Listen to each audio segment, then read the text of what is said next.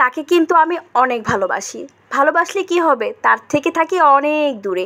আসসালামু আলাইকুম, কী অবস্থা সবার, কেমন আছেন সবাই? আশা করি সবাই খুব ভালো আছেন। আল্লাহর রহমতে আমিও অনেক ভালো আছি। এই তো আসলে যার কথা বলছিলাম সে হচ্ছে চিংড়ি। চিংড়িতে কিন্তু প্রচুর পরিমাণে অ্যালার্জি, যারা খায় তারা জানে, যারা খায় না তারাও কিন্তু জানে। যাই হোক, আজকে আমি চিংড়ি ভুনা করছি, আর আমার কিন্তু চিংড়ি মাছটা অনেক বেশি পছন্দ। কিন্তু পছন্দ হলে কি হবে, আমি কিন্তু একটা পিসও খেতে পারি না। তো যাই হোক, আছে কিন্তু আমি ভুনা করব। তো আমার কাছে কিন্তু চিংড়ি মাছের মালাইকারিটা, তারপরে নারকেলের চিংড়িটা অনেক পছন্দ। আমি তো নারকেল চিংড়িটা অনেক বেশি মিস করি আমার মায়ের হাতে। আমার মা আমাকে সবসময় নারকেল দিয়ে চিংড়ি মাছটা ভুনা করে, তো সেইটার স্বাদ আমি কখনোই পাইনি, আর কখনো খাওয়াও হয়নি। যাই হোক, আছে কিন্তু তেমন কিছুই করছি না আজকে, একদম নর্মাল বাসায় শুধুমাত্র আলু দিয়ে রান্না করব ভাত দিয়ে খাওয়ার জন্য। এটা কিন্তু ভাত দিয়ে খেতেই অনেক বেশি ভালো লাগে। আর যাই হোক, চিংড়ি মাছটা আসলে আমাদের সবার কাছেই অনেক বেশি পছন্দ, সেটা যেভাবেই করা হোক না কেন। কিছু কিছু জিনিস আছে যাকে আপনি যেভাবেই পরিযত্ন করে রান্না করেন না কেন, তাকে কিন্তু এমনিতেই ভালো লাগে। আর চিংড়ি মাছটা হচ্ছে সেই মাছ যাকে আপনি যার সাথেই দিয়ে দিবেন তার সাথে কিন্তু মানিয়ে যাবে।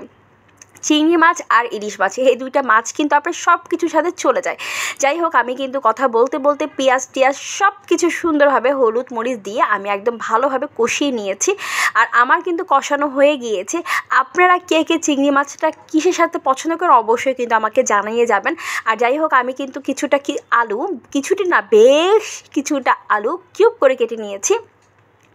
তো আমি এগুলোকে ধুয়ে রেখেছিলাম, তো পানির মধ্যে ভিজিয়ে রেখেছিলাম, যার জন্য অল্প অল্প করে দিচ্ছি। আসলে আলু সবসময় কেটে যদি পানিতে ভিজিয়ে রাখা হয় না, তাহলে কিন্তু আলুতে কখনোই দাগ চলে আসে না। মানে আলু কাটার পরে তো একটা কালো দাগ চলে আসে। আপনারা যখন আলু কাটার পরে সেটা পানিতে ভিজিয়ে রাখবেন, দেখবেন একদম সুন্দর কালো মানে ভাব আসবেই না, যে যেমন ছিল তেমনই থাকবে। তো যাই হোক, আমি কিন্তু আলুটাকে খুব ভালোভাবে কষিয়ে নিয়েছি, কারণ আলুটাকে আগে ভালোভাবে কষাতে হবে, তারপরে কিন্তু সিদ্ধ করতে হবে। আর চিংড়ি মাছটা কিন্তু এটাও অনেক ভালো লাগে, আলু দিয়ে রান্না করলেও কিন্তু আমার কাছে অনেকটা ভালো লাগে। কিন্তু মজার বিষয় হচ্ছে আমার মেয়ে চিংড়ি অনেক পছন্দ করে, আর আমার ছেলে চিংড়ি দেখলেই চিল্লাচিল্লি শুরু করে দেয়। তো যাই হোক, আমি কিন্তু মানে বেশ খানিকটা পানি দিয়েছি। আমার আলুটা মোটামুটি মানে শক্ত ছিল, যার জন্য একটু বেশি পানি দেওয়া হয়েছে। কারণ এখনকার আবার আলু জানি কী হয়েছে বুঝি না, প্রচুর টাইম লাগে সিদ্ধ হতে। তো আমার আলুটা সিদ্ধ মোটামুটি হয়েছে। এর মধ্যে আমি চিংড়ি মাছগুলোকে খুব সুন্দরভাবে বিছিয়ে দিচ্ছি, আর কারণ আমি এটা মিক্সড করে ফেলবো না, এটাই উপরে দিয়ে রেখে দিব।